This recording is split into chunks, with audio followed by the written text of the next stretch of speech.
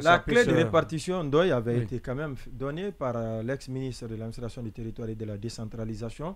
Là-dedans, les acteurs politiques ne faisaient pas partie. Justement. Il y avait des acteurs de la société civile, des femmes, de la jeunesse, mais les acteurs politiques n'étaient pas prévus dans cette clé de répartition. Est-ce à dire que le CNRD est dans sa dynamique de broyer tout ce qui est politique dans notre pays? Oui, ça a tout l'air, hein, alors qu'on ne peut pas organiser, on le sait, on ne peut pas mettre en place les conseillers, disons, les délégations spéciales, sans pour autant impliquer. Écoutez, les partis politiques, sans pour autant lancer des fleurs, quand même, c'est constitue une partie. Les rôles sont bien répartis. Non, ils sont incontournables pour la gestion et la sortie de la transition.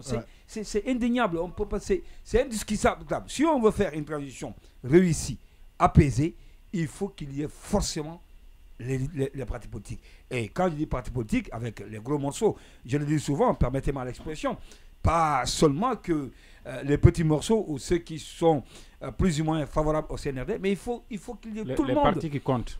Les partis qui comptent surtout. Il faut l'UFDG, il faut l'FPG, il faut l'UFR, etc., etc.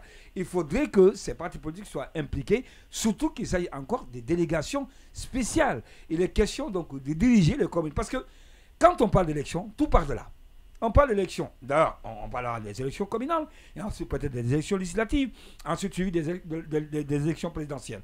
Donc c'est à ce niveau-là, à la base, qu'on va organiser toutes ces élections. Et puisqu'on parle d'élections, ce sont donc ces élus locaux ou ces délégations spéciales qui auront un rôle essentiel à jouer dans l'organisation des futures élections. Bien entendu, et quand on parle d'élections, exactement. Et quand on parle d'élections, on parle forcément des partis politiques, parce que la finalité, c'est avec les partis politiques, c'est eux qui vont diriger. Dans les communes, quand vous regardez par exemple, les conseils communaux qui ont été dissous, c'est composé de qui?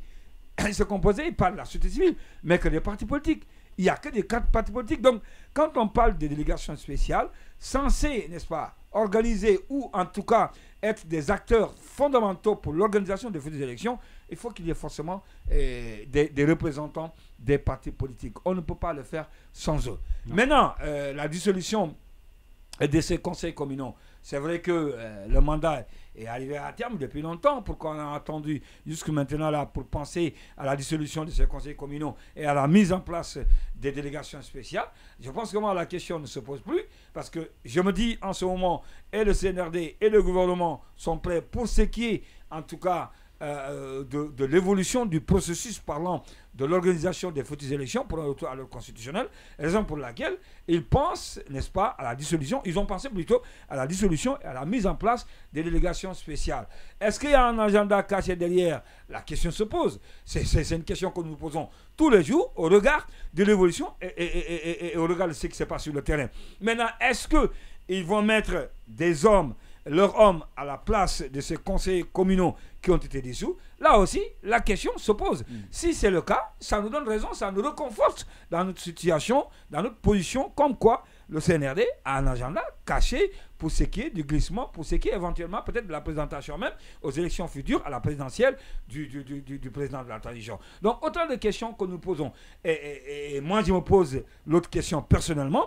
Si on doit mettre en place des délégations spéciales, à la tête de ces délégations spéciales, quels vont être les critères pour choisir Paul ou Pierre pour le mettre à la tête d'une délégation spéciale? Là aussi, la question se pose. Il faudrait que tous ces ingrédients-là concourent, si on veut avoir en tout cas une transition paisible, apaisée, réussie, qui concourt à la participation de tout un chacun. Il faudrait qu'on pense à tous ces aspects.